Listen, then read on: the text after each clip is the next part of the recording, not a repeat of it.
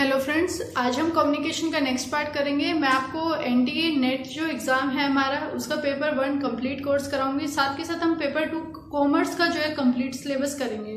अगर आप चैनल पर नए हैं तो चैनल को जरूर सब्सक्राइब कर लें। आइए अब हम स्टार्ट करते हैं हमारा कम्युनिकेशन जो यूनिट है 4th पेपर 1 उसका नेक्स्ट टॉपिक। और इसके अंदर जो है हम इफेक्टिव कम्युनिकेशन के प्रिंसिपल्स के बारे में बात कर रहे थे। लास्ट वीडियो के अंदर हमने क्या क्या प्रिंसिपल्स जो है फॉलो करने चाहिए इफेक्टिव कम्युनिकेशन के लिए टीचर के द्वारा, तो वो हमने जो टॉपिक है कंप्लीट किया है।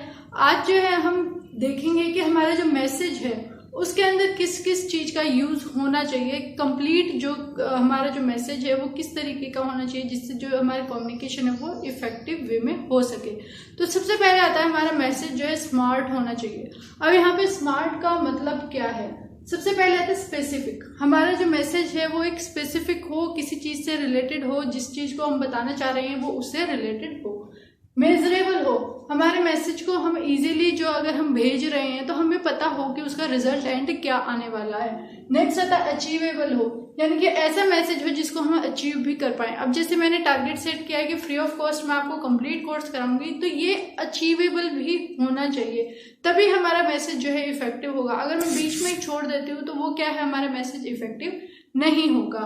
नेक्स्ट आता है रियलिस्टिक होना चाहिए, यानी कि जिसको रियलिटी में हम अचीव कर पाए ऐसा हमारा मैसेज होना चाहिए। हमारा मैसेज इस तरीके का हो जो एक्चुअल में एग्जिस्ट करता हो। नेक्स्ट आता है टाइम फ्रेम, एक टाइम के अंदर वो मैसेज का जो है आपको रिजल्ट देखने को मिले, वो हमारा मैसेज इस तरीके का होना चाहिए, यानी कि हमें फीडबैक जो है टाइम पर रिसीव हो पाए। तो ये जो मैसेज के हमारे अलग अलग क्या है, अगर हमें इफेक्टिव कम्युनिकेशन करना है तो हमें हमारा मैसेज इस तरीके से डिजाइन करना होगा। हमारा मैसेज कैसा होना चाहिए? स्मार्ट होना चाहिए।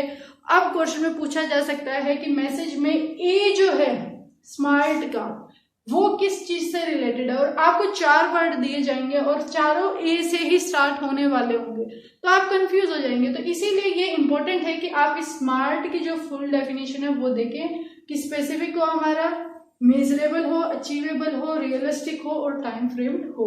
नेक्स्ट आता है रेलेवेंट टू ऑब्जेक्टिव।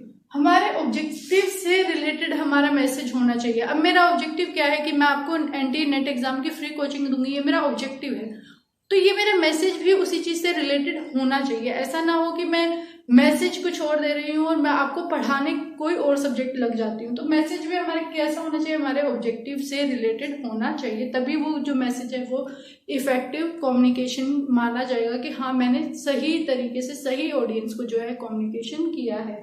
नेक्स्ट आता है प्रॉपरली सीक्वेंस्ड। हमारा मैसेज जो है एक सीक्वेंस को फॉलो करता हो, यानी कि सिंपल से कॉम्प्लेक्स की तरफ वो लेकर जाता हो। सिंपल चीजें, अब जैसे मैं आपको क्या है स्टार्टिंग में ही मुश्किल सब्जेक्ट पढ़ाने लग जाऊं, मान लेते हैं आपके लिए डिफिकल्ट कोई भी सब्जेक्ट हो सकता है, मान लेते हैं हमारे लिए लॉजिकल रीजनिंग जो है एक डिफिकल्ट सब्जेक्ट है। अब मैं आपको डायरेक्टली लॉजिकल रीजनिंग ना पढ़ा के मैं आपको क्या कर रही हूँ, सिंपल जो हमारे सब्जेक्ट हैं वहां से आपको कॉम्प्लेक्स सब्जेक्ट की तरफ लेके जाऊंगी। वो किस लिए करूंगी मैं, ताकि आपका इंटरेस्ट बिल्ड हो पाए, नेट के एग्जाम में आप अच्छे से उस एग्जाम को दे पाए।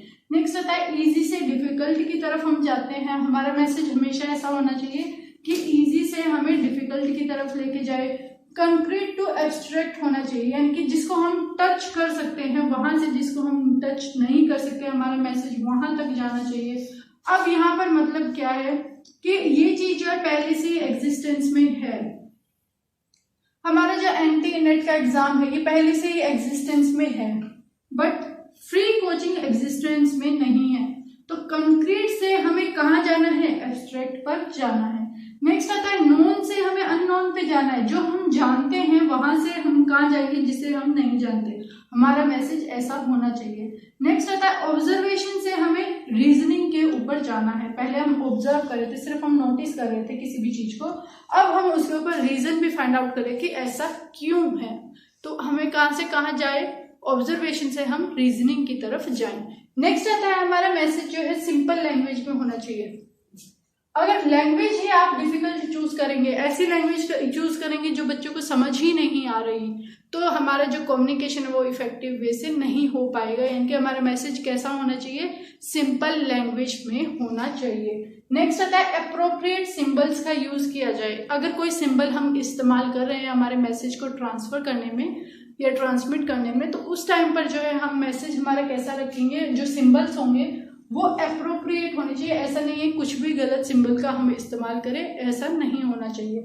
नेक्स्ट आता है जेनरस यूज ऑफ एग्जाम्पल्स। हम एग्जाम्पल्स के थ्रू जो है हमारा मैसेज दें, यानी कि हम एग्जाम्पल्स का इस्तेमाल करें हमारे मैसेज में, ताकि हमारा मैसेज जो है डायरेक्टली कन्वे हो पाए जो हमारी टारगेट ऑडियंस है उसको। तो ये ऐसा हमारा मैसेज डिजाइन होना चाहिए अगर हमें इफेक्टिव कम्युनिकेशन करना है। तो मैसेज में सबसे पहले क्लियर होना चाहिए, इजी होना चाहिए, स्मार्ट होना चाहिए, specific, measurable, achievable, realistic time frame के अंदर होना चाहिए, रेलेवेंट से ऑब्जेक्टिव की तरफ हम जाते हों, प्रॉपरली सिक्वेंस्ड हो, सिंपल लैंग्वेज का इस्तेमाल किया गया हो, अप्रोप्रिएटेड सिंबल्स का यूज किया गया हो और यूज किया गया हो एग्जाम्पल्स का। तो ये हमारा जो टॉपिक है कि principle of effective communication, message जब हम डिजाइन कर रहे हैं तो क्या हमारे होंगे, कौन कौन से सिद्धांत हम फॉलो करेंगे। आपको अगर इस वीडियो में कोई भी डाउट है तो आप कमेंट में जरूर पूछें, अपने फ्रेंड्स के साथ ज्यादा से ज्यादा शेयर करें। And thanks for watching.